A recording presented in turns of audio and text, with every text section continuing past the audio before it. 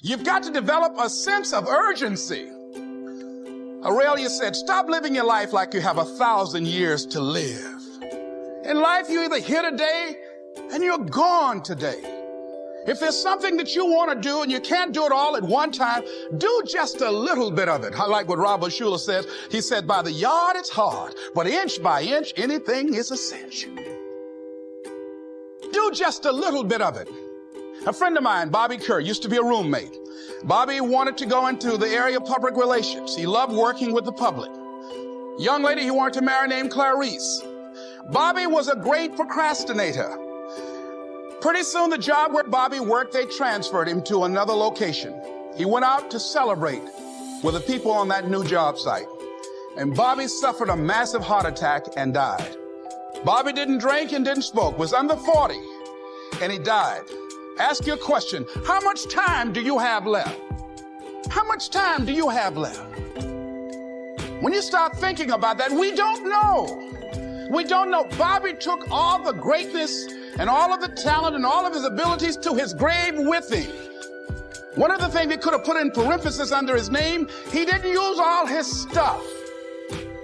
And most of us do that. Most of us don't use the stuff that we have brought into the universe.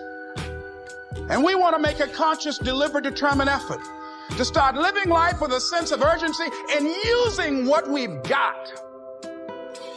Using ourselves up.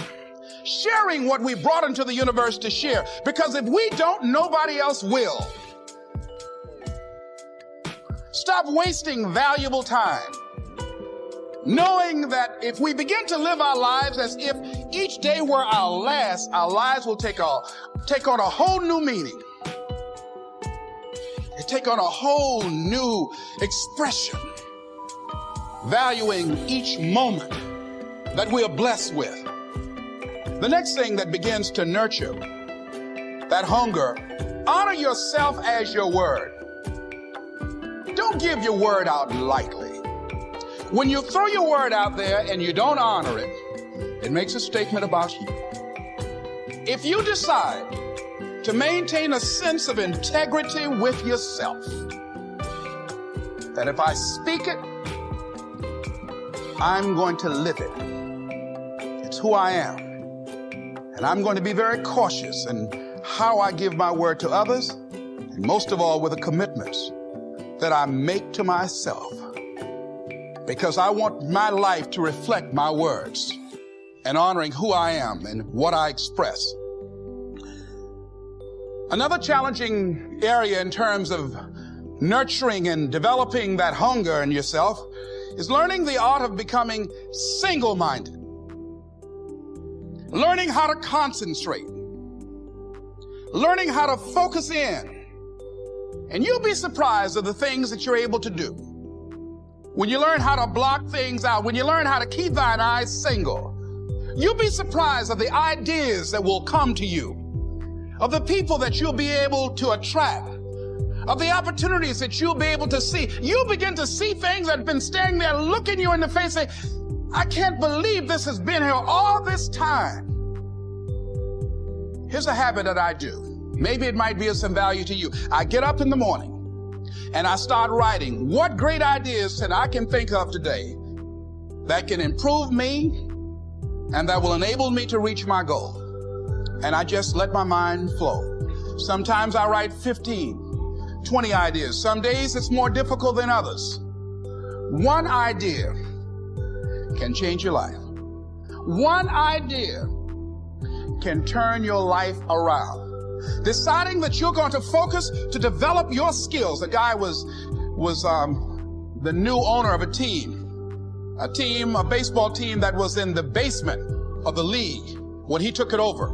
He went to the pitcher and he said, what is your best throw? And he said, well, I got a good curveball and I've got a good fastball. And he went on talking about his different throws. He said, but tell me this, what is your best throw?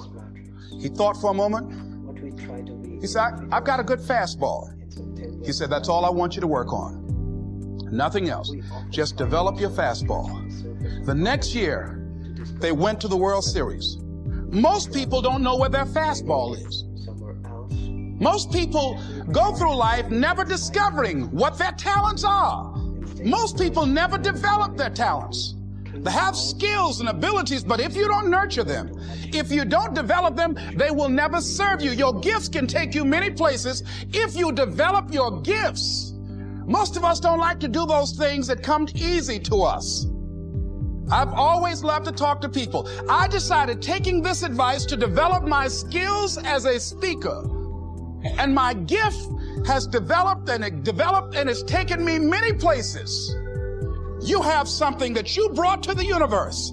And that if you decide that my life deserves my developing this, what I do well, and becoming the best at it, and mastering myself, and seeing what I have within me, if you decide to drop your buckets where you are and develop your gifts, I grant you, you'll never ever be without. I grant you that your gifts will take you places that will literally amaze you.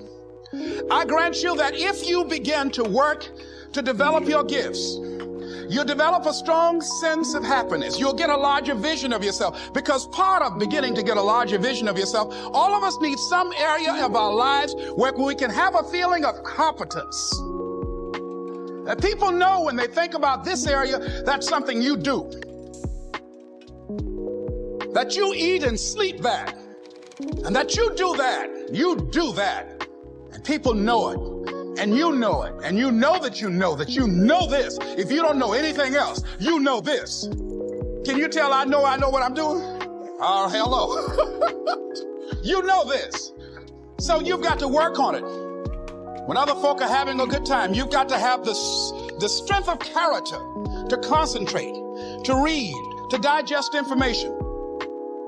If you decide in any particular area that you're concerned about, to make a conscious, deliberate, determined effort to read one book a month in that area, in 5 years, you'll be among the top 5% experts in the world. I read a minimum of 2 books a week. The average American reads only 1 book a year. If you decide that area that you love, that you are going to master that particular area, in this era of accelerated change, overwhelming complexity, and tremendous competition, as you begin to develop and expand your skills and your talents and your vision of yourself, you will always be in control of your destiny.